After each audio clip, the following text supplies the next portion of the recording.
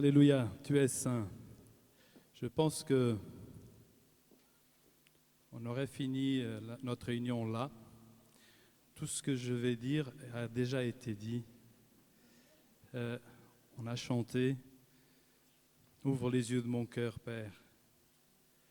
On a chanté que le faible dise « Je suis fort », le pauvre dise « Je suis riche ». Je crois vraiment que tout est dit, en fait, par ces louanges.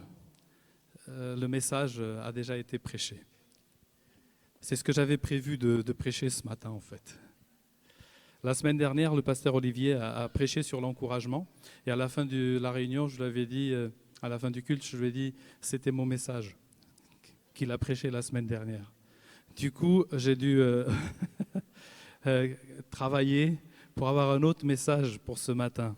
Je suis honoré d'être là ce matin avec vous pour louer le Seigneur, pour chercher sa face, pour partager avec vous ce qu'il a mis dans mon cœur. Je suis très honoré. Je sais que Dieu, il choisit des hommes, des femmes pour le servir, pour témoigner, pour partager, apporter.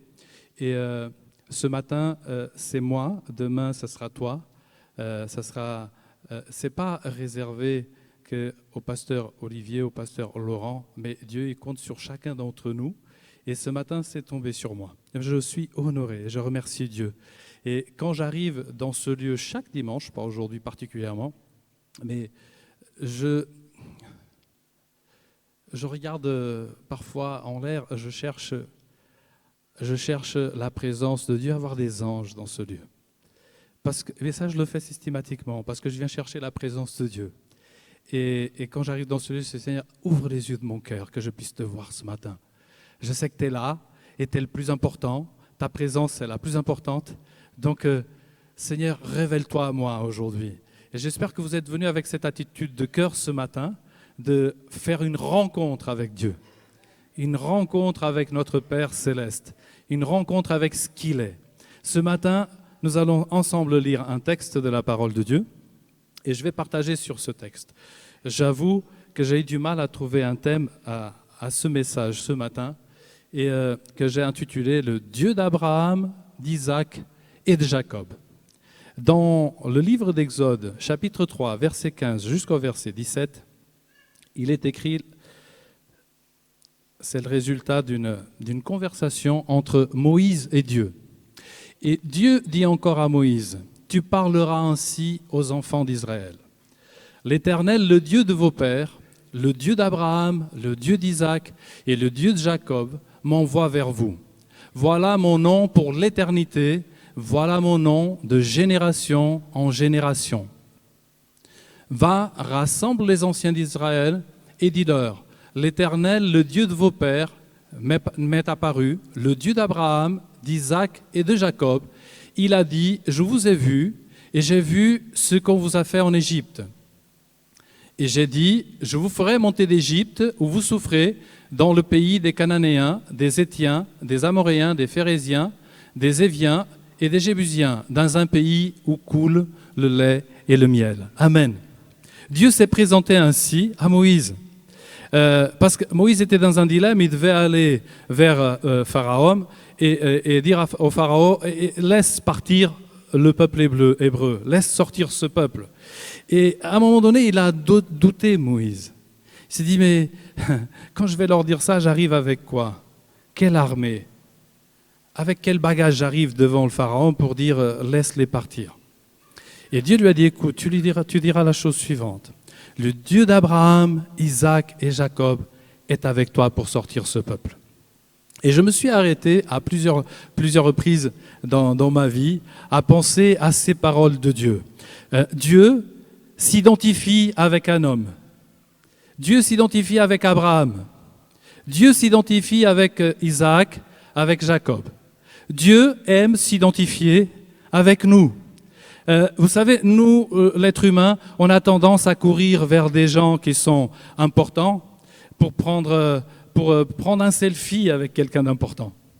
Vous savez, être à côté, parfois à la télévision, quand on voit le président s'exprimer, il y a des gens qui jouent des coups de derrière pour être dans l'image, pour apparaître à l'écran, pour être vu à côté de quelqu'un d'important. Je vais vous dire quelque chose peut-être qui va vous étonner. Dieu a cette attitude envers nous. Il aime être à côté de nous. Il joue des coudes pour être à côté de toi. Tu es quelqu'un d'important pour Dieu. Et Dieu, dans le livre du prophète Ésaïe, chapitre 58, Dieu dit ça expressément, il dit « Vous m'appelez et je dirai, me voici ». C'est extraordinaire de savoir que Dieu a envie d'être identifié à moi, d'être à côté de moi. Je suis ton Dieu. José, je suis ton Dieu. Laurent, je suis ton Dieu. Olivier, je suis ton Dieu. Mon frère, ma sœur, il est ton Dieu et il a plaisir à être à côté de toi. C'est pas toi qui prends le téléphone pour prendre un selfie avec Dieu, c'est Dieu qui veut prendre un selfie avec toi. Il t'aime. L'apôtre Paul disait, il a donné son Fils. Comment ne donnerait-il pas toute autre chose? Tellement il t'aime, tellement tu es important pour lui. Il y a 3 semaines de ça, je partageais ça avec les frères à Oloron. Il y a 3 semaines de ça, il y a un monsieur qui est rentré dans mon garage. Depuis quelques mois, j'ai ouvert un centre auto, le centre Point S, qui est à côté du centre commercial Auchan, le Roi Merlin. Il y a un monsieur qui est venu, un monsieur important dans cette ville de Pau. Il a fait beaucoup de choses dans cette ville. Et ce monsieur est venu, il est rentré dans le garage. Et puis on discute un petit peu, un monsieur qui a 80 et quelques années. On discute un petit peu et il me dit tout son parcours, les choses qu'il a faites pour la ville, etc., etc. Un grand monsieur de 80 et quelques années. Et à un moment donné, il me dit, monsieur, vous avez fait quoi, vous, dans votre vie? Et je lui dis, moi, dans ma vie, écoutez, aujourd'hui, je suis garagiste. Avant cela, j'étais cuisiniste. Avant d'être cuisiniste, j'avais une agence Opel. Avant une agence Opel, j'ai été pasteur. Avant d'être pasteur, j'ai été menuisier. Avant d'être menuisier, j'ai été peintre. Et à un moment donné, arrêtez. Vous avez été pasteur? Oui. Sachez, monsieur, que je ne crois pas en Dieu. Et je l'ai regardé, ce monsieur, et j'ai dit, écoutez, ça, c'est pas important. Mais Dieu croit en vous. Et je vais vous dire quelque chose. Vous êtes trop important pour Dieu. Dieu, il fait tout pour vous, même si vous ne croyez pas en lui. Il dit non, mais je ne crois pas en lui. Et à un moment donné, alors, cette histoire n'a pas de chute, je vous préviens. À un moment donné, ce monsieur, il a réalisé, et il m'a dit, vous savez quoi? Je réalise, ça fait 3 ans, que tous les jours, je prie Dieu, depuis que mon épouse est décédée. Tous les jours, je prie Dieu depuis 3 ans. Et je ne crois pas en lui. Et je ne crois pas en Dieu. Et tous les jours, je prie Dieu. Et il sort du garage comme ça, en parlant tout seul. Et je ne crois pas en Dieu. Et tous les jours, je prie Dieu. Et comment ça? Je ne crois pas en Dieu, mais tous les jours, je prie Dieu. Et il est parti avec son combat entre lui et Dieu. Et j'ai compris que ce jour-là, il avait juste besoin d'entendre soi. T'es trop important pour Dieu. T'es quelqu'un d'important pour Dieu. Et Dieu veut s'identifier avec toi. C'est génial. Dieu n'est pas un Dieu d'anonyme. Nous ne sommes pas chrétiens par tradition. Nous ne pouvons pas l'être par tradition. Vous savez, il y a des gens, je suis né dans un pays très catholique, et les gens sont catholiques par tradition. Ils sont chrétiens de père en fils. Mes grands-parents étaient chrétiens, mes parents étaient chrétiens, moi aussi je suis chrétien. Tu crois en Dieu? Oui, je crois en Dieu, on est tous chrétiens dans la famille, j'ai été baptisé. Tout par tradition, pas par relation. Et Dieu, c'est un Dieu de relation. Et ce que je veux que tu comprennes ce matin, c'est que Dieu veut être ton Dieu individuellement, à côté de toi, réel pour toi, le Dieu d'Abraham, d'Isaac et de Jacob, Moïse, il est avec toi. Je vais avec toi, Moïse. Et tu vas te présenter en te présentant au nom de ce Dieu. Et Moïse, qui avait vu un miracle, qui avait senti cette présence de Dieu, le buisson, il a été fort encouragé par Dieu, par ce dialogue, et il hésitait un petit peu quand même à aller vers Pharaon, mais il a été fort de ce message, et il a été se présenter devant Pharaon, au nom de ce Dieu d'Abraham, Isaac et Jacob. Et je voulais partager avec vous 3 aspects de la vie chrétienne, en prenant ces 3 personnages comme référence ce matin. Le Dieu d'Abraham. Dieu d'Abraham me fait penser au Dieu qui nous appelle à tout quitter. Et tu ne peux pas avoir une relation avec Dieu si tu n'es pas prêt à tout quitter. Parce que c'est comme ça que dans la Genèse chapitre 12, on lit après, quand vous lisez la Genèse, après l'histoire de Noé, et après il y a toute une comment on dit, de famille en famille, généalogie, merci. Toute une généalogie qui vient de nom en nom. C'est un peu barbare à lire, mais vous lisez qu'un tel a généré un tel à 30 ans, et il a connu, et il a généré, et à 40 ans, il y a 70 ans. Et jusqu'à un moment donné, on arrive à un certain homme qui a eu un enfant appelé Abraham. Et dans le chapitre 12, l'Éternel dit à Abraham, « Va-t'en de ton pays, de ta patrie et de la maison de ton père dans le pays que je te montrerai. Je ferai de toi une grande nation et je te bénirai. Je rendrai ton nom grand et tu seras une source de bénédiction. » Quand je pense au Dieu d'Abraham, je pense à cette expérience qu'Abraham a vécue avec Dieu. Le Dieu d'Abraham, c'est un Dieu qui t'appelle à quitter ton confort pour lui. Et je parle à des gens qui sont éduqués, qui ont un niveau d'études élevé, qui ont parfois des métiers à responsabilité, qui sont habitués à gérer sa vie. Et c'est difficile quand on arrive près de toi et on te dit « t'arrêtes de diriger, t'arrêtes de commander et si tu veux vraiment vivre une expérience avec Dieu, tu dois laisser Dieu diriger ta vie. Tu dois quitter le confort de ta maison. Tu dois quitter le confort de la maison de tes parents, la sécurité. Tu dois donner ta vie à Dieu et commencer à marcher avec lui. » C'est pour ça que la conversion est difficile. C'est pour ça que certaines personnes ont du mal à se donner à Dieu. Parce que cela implique de lâcher prise. Cela implique l'abandon de certaines choses. Et nous sommes habitués à « non, c'est moi qui dirige, je ne peux pas, non, c'est trop compliqué ce que vous me demandez. » Eh bien, si c'est trop compliqué d'abandonner ta vie dans les mains de Dieu, tu ne seras jamais un chrétien. Tu ne pourras jamais vivre cette expérience avec Dieu.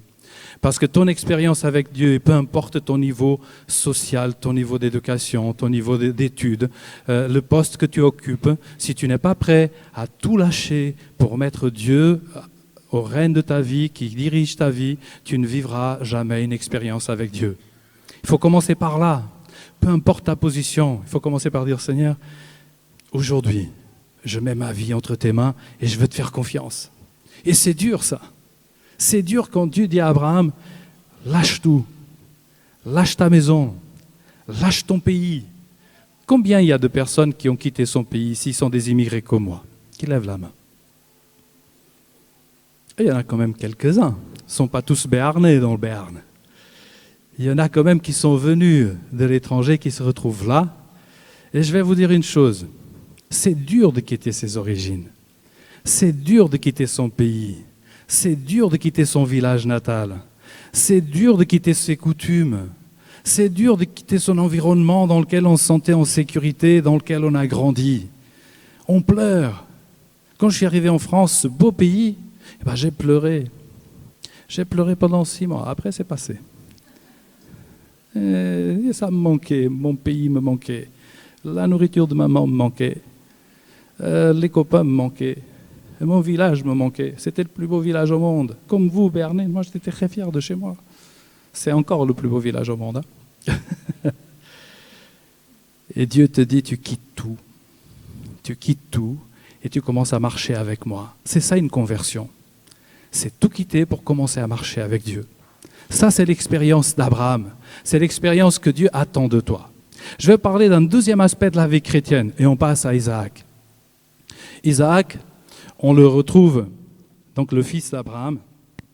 Et alors, ce message pourrait servir d'introduction à d'autres messages et on pourrait étudier un peu plus chaque personnage. Mais je vais survoler un petit peu les 3 pour vous parler des 3 aspects de la vie chrétienne.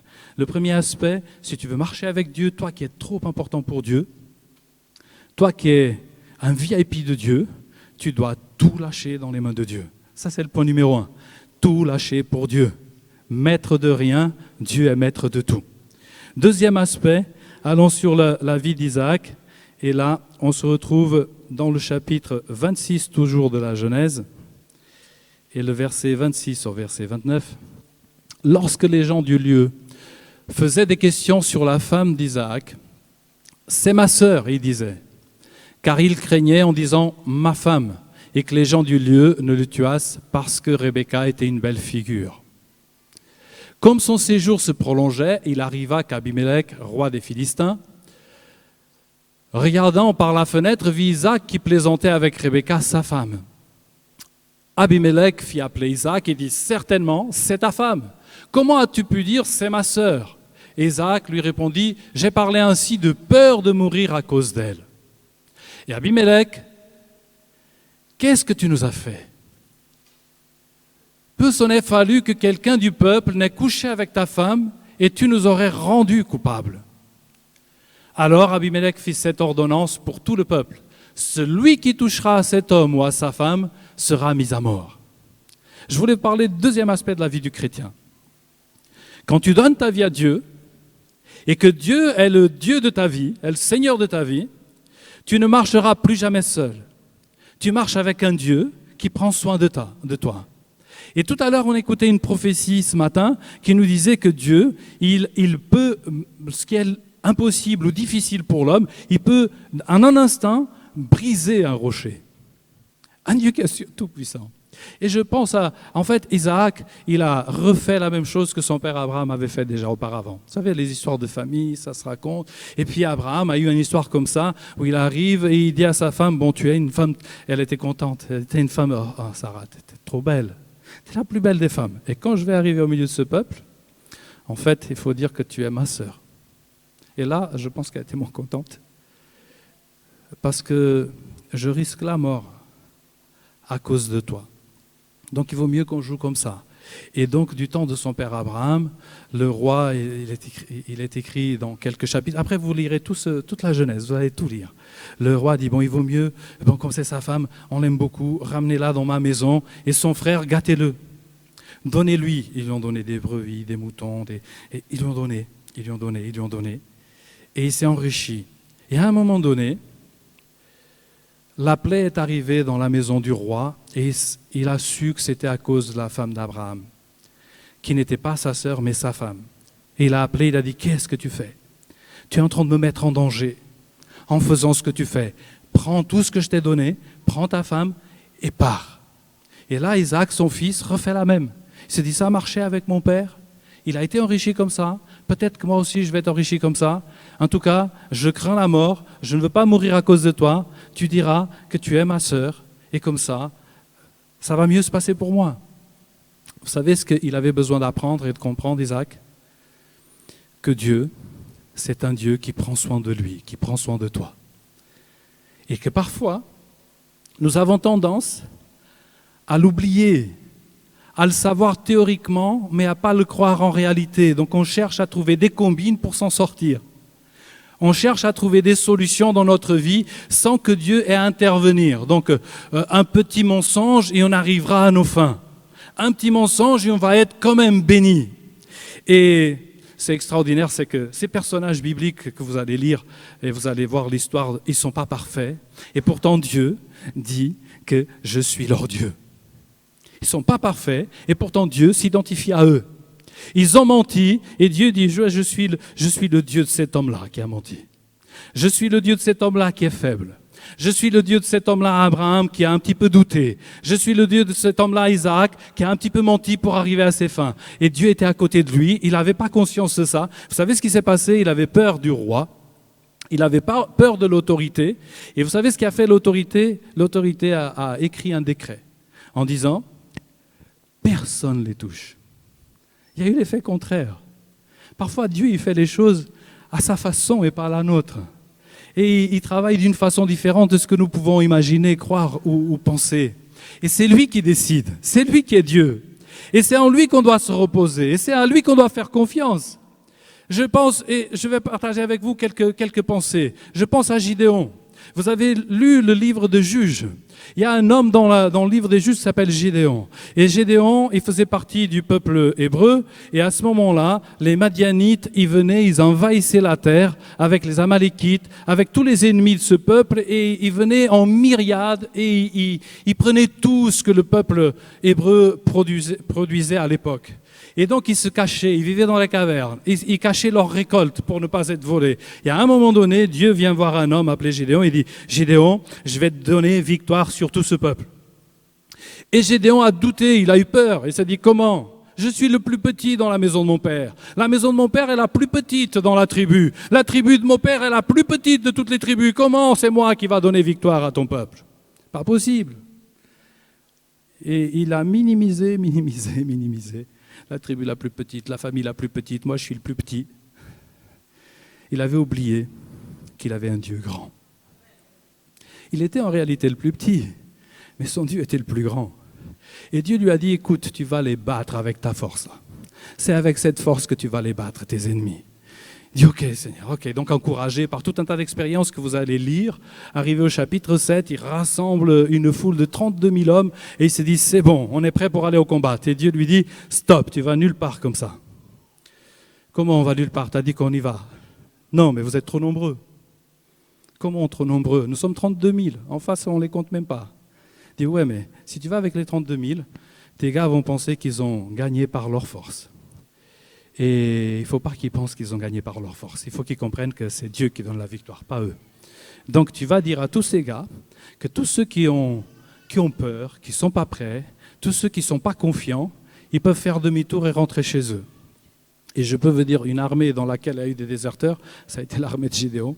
Parce que quand vous lirez le chapitre 7 de Juges, il est écrit que 22 000 sont partis.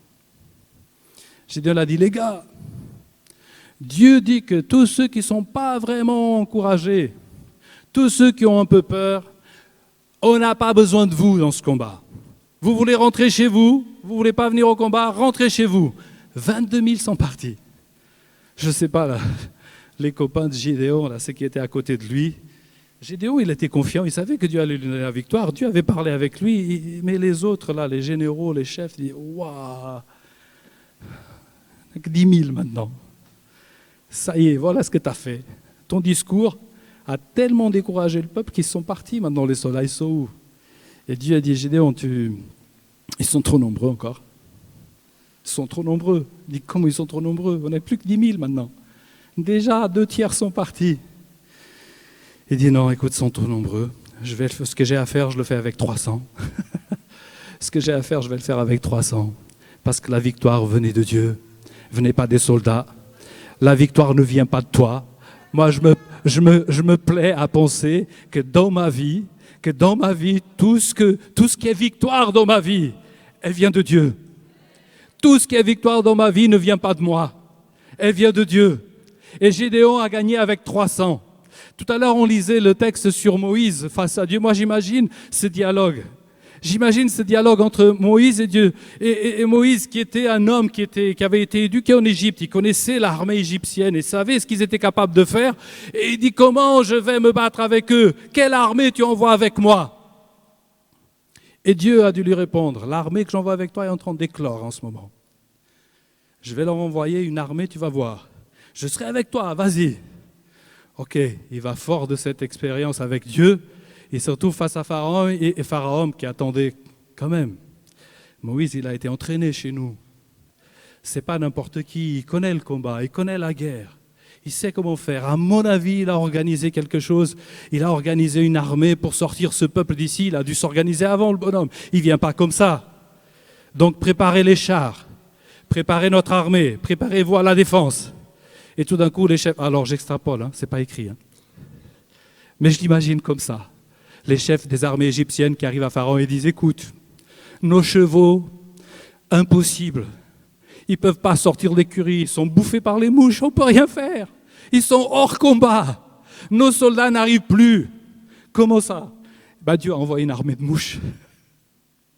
Dieu a envoyé une armée de mouches pour mettre par terre une armée d'hommes entraînés. Dieu envoie une armée de sauterelles. Dieu, il envoie comme il veut, qui il veut. Et nous attendons à une réponse, nous attendons à avoir des soldats. Et Dieu, il a tout prévu d'une autre façon. Il dit, ils ne pourront pas dire que c'est ta force qui t'a enlevé. Ils ne pourront pas dire que c'est ta force qui a gagné. On ne pourra pas dire que c'est ta force qui te donne la victoire. Mais c'est le Dieu de la victoire qui te donne cette victoire. Amen. Ah, il n'y a pas longtemps, je pensais à ça. Je partage mes pensées avec vous. Les gens, quand ils sont sortis d'Égypte, cette grande foule qui est partie et que Dieu les envoie vers le désert.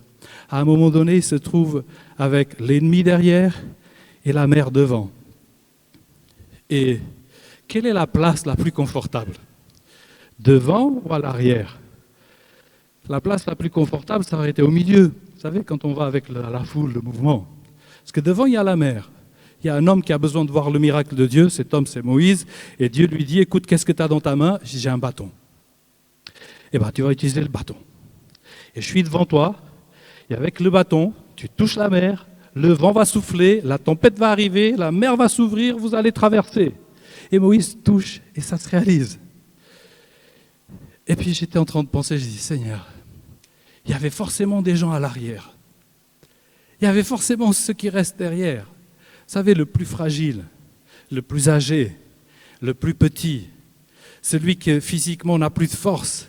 Il sortait de siècles d'esclavage. Ce n'étaient pas des hommes de guerre, ce n'étaient pas des familles bien portantes, c'était des familles affaiblies par la faim, par l'esclavage. Et là, il y a certainement... Il y a obligatoirement ceux qui étaient à l'arrière, les plus faibles. Et vous savez qui a vu le miracle le plus grand? Je vais vous dire, ceux qui étaient à l'avant et ceux qui étaient à l'arrière.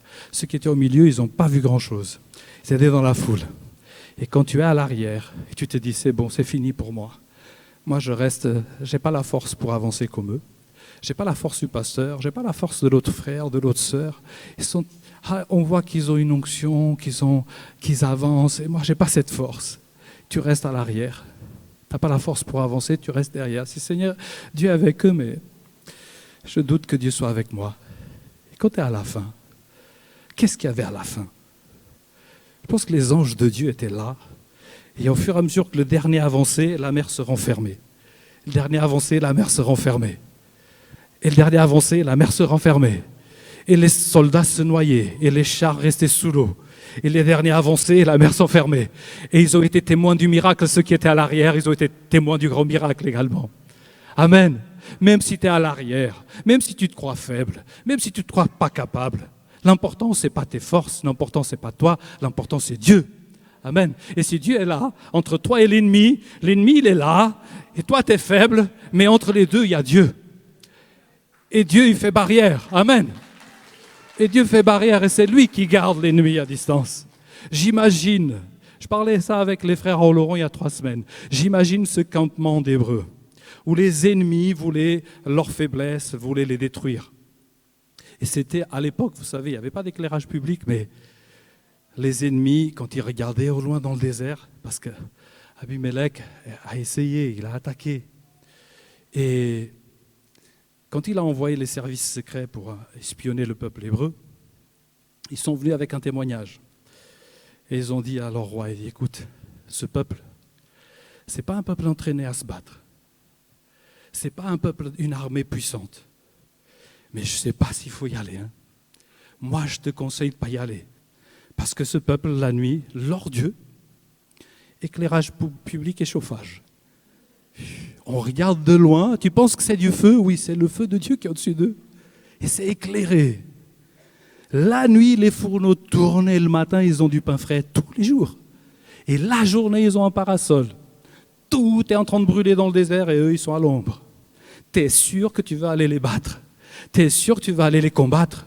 Parce que ce peuple, c'est un peuple à part. Ce peuple, c'est un peuple à part. Ils ne sont pas très costauds, mais ils ont un Dieu. Je serai toi, j'irai pas. Il n'a pas écouté, il a été quand même. Il a été quand même, et à un moment donné, quand il est arrivé, c'est la première bataille que le peuple hébreu a eue en sortant d'Égypte, c'est celle contre Abimelech. Et il est écrit que Moïse a levé ses bras, et il priait Dieu, et quand il levait ses bras, Dieu donnait victoire à son peuple. Vous connaissez l'histoire. Et une fois que son peuple a eu victoire sur Abimelech, il est écrit que Moïse a appelé ce Dieu, a appelé Dieu de Jéhovah Nissi. Jéhovah Nissi veut dire littéralement, le Seigneur c'est mon étendard, c'est mon drapeau, c'est le Seigneur qui va devant dans ma guerre, c'est lui qui me donne victoire. C'est lui qui est notre Dieu, c'est Jéhovah Nissi, c'est lui qui est mon Dieu. Dans mes batailles, dans mes combats, j'ai Dieu avec moi. Amen. Et même quand le peuple d'Israël a été... Je m'attarde un peu, je vais passer à Jacob. Même quand le peuple d'Israël a été plus faible, presque vaincu, et que les ennemis sont venus et qu'ils ont pris l'arche de l'Alliance. Vous lirez dans le livre de Samuel qu'à un moment donné, ils ont pris l'arche de l'Alliance, ils l'ont ramenée dans leur lieu de culte où il y avait leur dieu Dagon. Ils ont mis l'arche de l'Alliance qui représentait la puissance de Dieu au milieu du peuple d'Israël. Et ils ont mis en face dans le temple de leur dieu Dagon. Et puis, ils se sont levés de bon matin, il est écrit, ils sont rentrés dans le temple et ils ont trouvé que la statue de Dagon était tombée face par terre. Ils se disent, tiens, quelqu'un a dû passer par ici dans la nuit et a mis notre Dieu tête par terre. On le relève, on le remet à sa place et laissons voir ce qui va se passer. Et le lendemain matin, quand ils sont revenus, leur dieu Dagon était tête par terre mais coupée, main coupée. Et là ils se sont dit, non, on ne peut pas les mettre ensemble. On ne peut pas mettre notre dieu Dagon avec cette arche de l'Alliance, avec ce Dieu des Hébreux. On les a battus, ils étaient faibles, loin de Dieu. Mais malgré tout, leur Dieu continue à être un Dieu tellement puissant qu'ils ont été frappés d'hémorroïdes dans tout le campement. Et ils ont dit, il n'y a rien à faire. Prenons l'arche de ce peuple, l'arche du Dieu de ce peuple, et renvoyons l'arche chez eux. On n'en veut pas de lui ici, on va tous mourir. Leur Dieu est trop puissant. Quand tu as conscience que c'est Dieu qui te donne la victoire, tu marches différemment. Tu as une approche différente. Tu as une position différente. Et quand les gens il n'y a pas longtemps, quelqu'un m'a dit, en parlant je reviens au garage, quelqu'un m'a dit, ça va chez toi, tu travailles parce que c'est la catastrophe avec ce qui se passe dans le monde. Il y en a qui débauchent.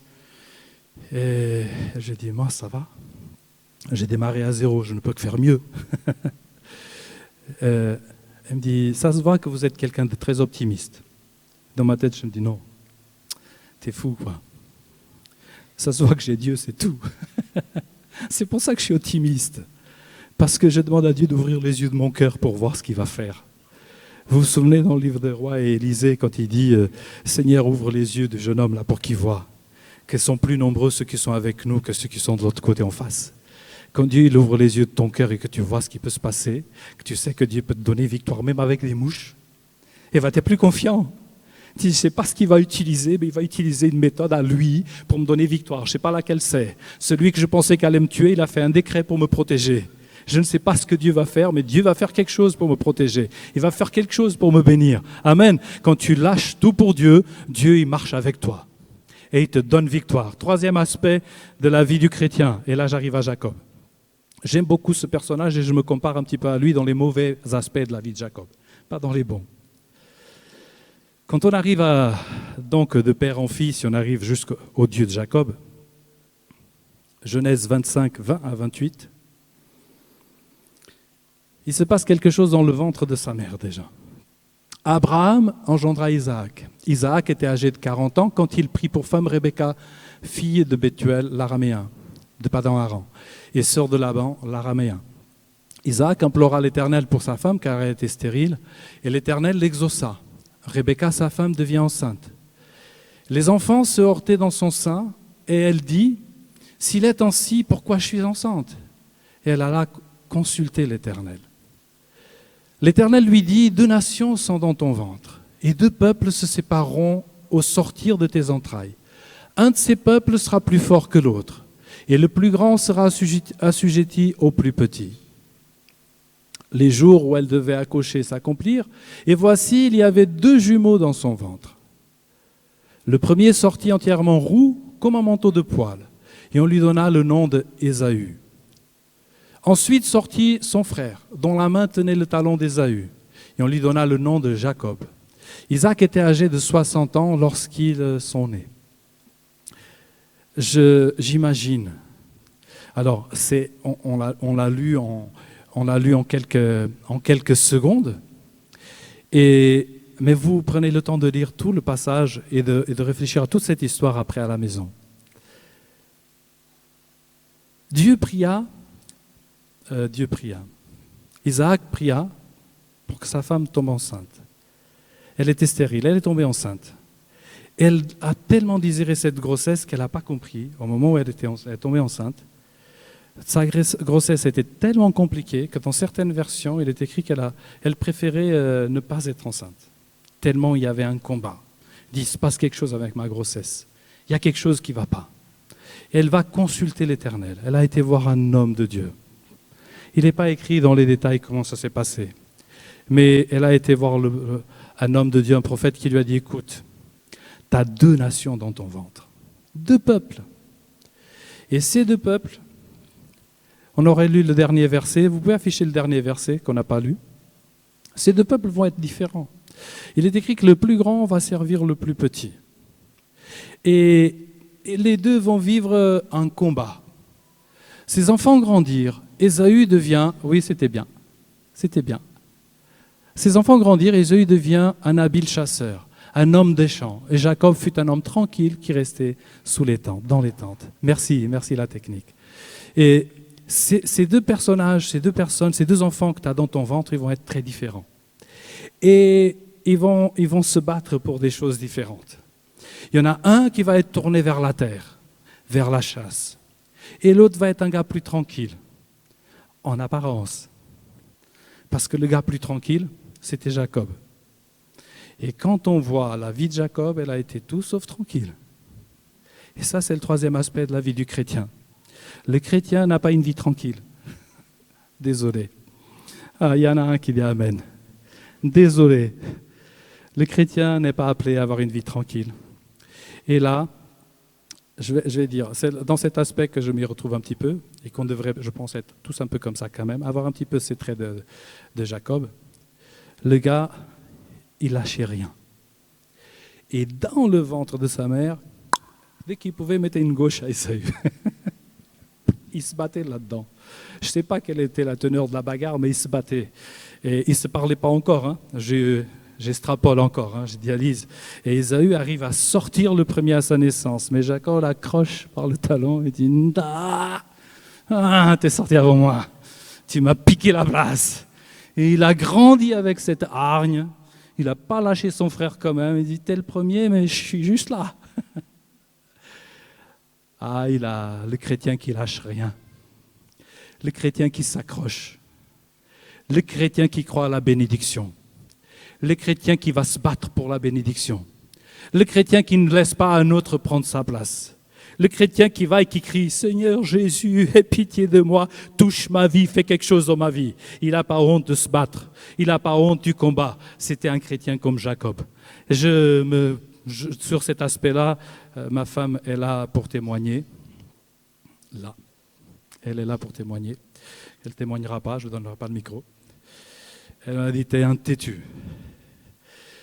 Et ma sœur, un jour, elle m'a dit « c'est plus facile de couper, changer ta tête que changer ta pensée ». Je lui ai dit « oui, je suis comme ça ». Ce n'est pas un bon trait de caractère. Je suis un hargneux. L'air tranquille, mais il lâche rien, le gars.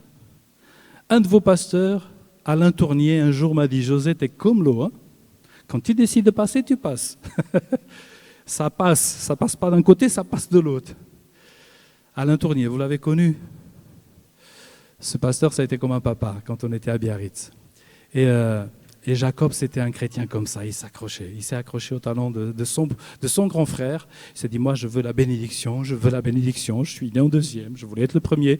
Et il passait du temps dans les tentes et sa mère lui racontait les histoires de ce qui se passait avec son grand-père Abraham, de ce qui se passait avec son père Isaac.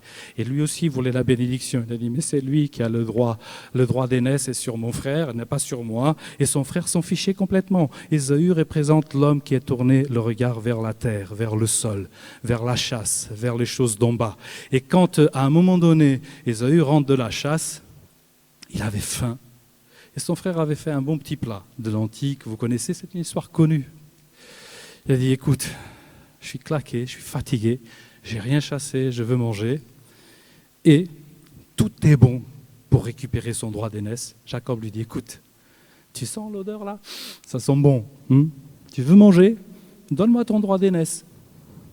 Et quelle a été la réponse? Et ça révèle le trait de caractère d'Ésaü.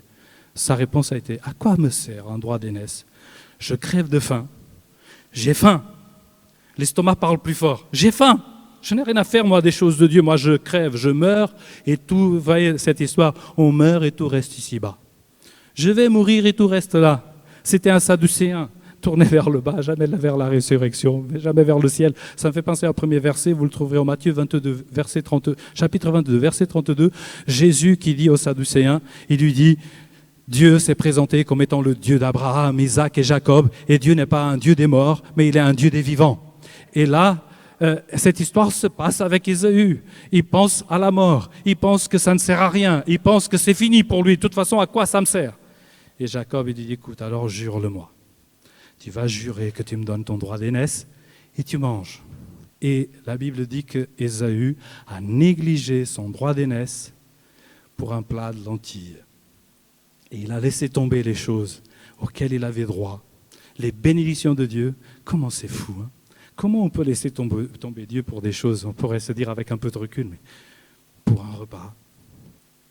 Et Jacob se bat. Il trompe son père avec l'aide de sa mère. Les deux complices, son papa qui est devenu aveugle, qui ne voyait plus rien, il dit ah, « t'as la voix du petit, mais l'odeur, les vêtements et les poils du grand ». Et il a réussi à embrouiller son père comme ça. Et une fois qu'il a embrouillé son père, les bagarres continuent. Et son père lui dit, écoute, il vaut mieux que tu quittes le territoire, il vaut mieux que tu quittes la région, parce que sinon ton frère, il va, à un moment donné, il va te faire la peau. Il va se venger. Et voilà Jacob parti. Et quand vous voyez l'histoire de Jacob qui part, il arrive dans une autre région, il va voir son oncle, et il tombe amoureux d'une fille qui s'appelait Rachel. Il tombe amoureux de cette fille, et il propose quelque chose à son beau-père. Il dit, je travaille 7 ans et je garde la fille. Il se bat. Il dit, je vais me battre pour elle. Je l'aime. Il ne voyait qu'elle. Et son beau-père lui dit, vas-y, 7 ans, tu travailles pour moi, je préfère la donner à toi qu'à quelqu'un d'autre. Il a bossé 7 ans. Au bout de 7 ans, il s'est fait avoir. Trompé. Et son beau-père qui le rappelle alors, il dit, chez nous, la coutume, c'est d'abord les plus grands, après les plus petits. C'est pas comme chez toi. Chez toi, tu as réussi à embrouiller ton frère, pas ici. Ici, tu prends d'abord la plus âgée, après tu prends la plus petite. Tu la veux, la plus petite? Il est rappelé alors, il dit, je vais me battre pour elle. Allez, 7 ans de plus, c'est pas grave. C'était hargneux. Et je vais conclure. Il a eu sa femme. Dieu a béni sa vie. Il est parti vers la terre de ses parents. Et à un moment donné, je vais conclure avec ça. À un moment donné, en chemin, il envoie tous les troupeaux, il envoie des cadeaux à son frère. Et il reste en chemin pour se battre avec Dieu. Et l'Éternel qui se va avec lui dit, lâche-moi. Et il lui dit quoi? Je ne te lâcherai pas tant que tu ne m'aurais pas béni. Je ne te lâcherai pas, je ne lâche rien. Il a été obligé de toucher la cuisse, de toucher le nerf pour calmer la flamme, calmer les ardeurs, calmer cet homme qui était prêt à tout, il ne lâchait rien. Dieu l'a touché profondément et dit, tu ne partiras pas, Seigneur. Si tu ne me bénis pas, je ne te laisse pas partir. Ça, c'est un chrétien hargneux. C'est comme ça qu'on doit être. On doit tout lâcher pour Dieu. On doit savoir, avoir conscience que Dieu est prêt à tout pour nous et nous donner la victoire. Et on est prêt à se battre et à rien lâcher pour obtenir cette bénédiction de Dieu. Amen. Peut-être quelques-uns d'entre nous, et je vous invite à vous lever, quelques-uns d'entre vous ont, je ne sais pas, besoin de prendre position. Prendre position pour Dieu. Peut-être refaire un reset, un recalcul de notre vie chrétienne. Et se demander, Seigneur, où est-ce qu'il faut que je lâche tout? Seigneur, à quel endroit je dois te faire confiance? Seigneur, à quel point je dois me battre? Faire un point sur chacun de ces aspects dans notre vie. Peut-être que certains d'entre nous, ce matin, ont besoin de tout lâcher, d'abandonner quelque chose auquel ils sont accrochés. Peut-être d'autres ont besoin juste de remettre ces problèmes et ces difficultés, ce qui te paraît insurmontable dans les mains de Dieu et dire, Seigneur, envoie des mouches s'il le faut, mais accomplis ton miracle dans ma vie.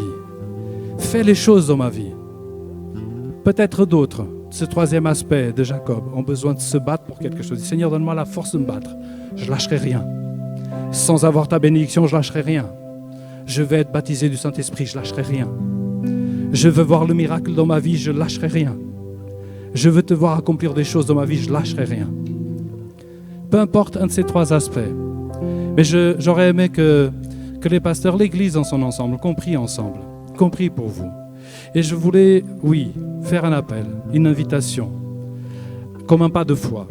pas à lever la main, mais à venir devant. Et nous allons prier pour un de ces aspects. Je ne sais pas quel est l'aspect. Je sais, dans cette semaine, je pensais, Seigneur, parfois je me sens là derrière, entre l'Égyptien, la mer qui se referme. Je suis à la traîne, Seigneur, ma foi, elle flanchit, mais je sais que tu es là. Et peut-être que tu es dans cette situation. Je veux t'inviter ce matin. Si tu as besoin de voir le miracle s'accomplir dans ta vie, et si tu veux te battre ce matin, alors je t'invite à venir devant. On va prier pour toi. On va prier ensemble. Nous allons demander à Dieu de donner victoire, là où tu as besoin de victoire. C'est toi qui connais l'aspect de ta vie qui a besoin d'être touché. Mais Dieu, ce Dieu tout-puissant duquel nous avons parlé, il peut agir. Il peut agir ce matin sans chose extraordinaire. Il peut agir. Amen. Je vous invite, les frères, les pasteurs, les anciens, à prier pour ces frères et sœurs. Et ensemble, Église Le Phare, Église de Pau, prions ensemble pour ces frères et sœurs qui se sont rapprochés dans ce combat, qui retrouvent la victoire. Amen.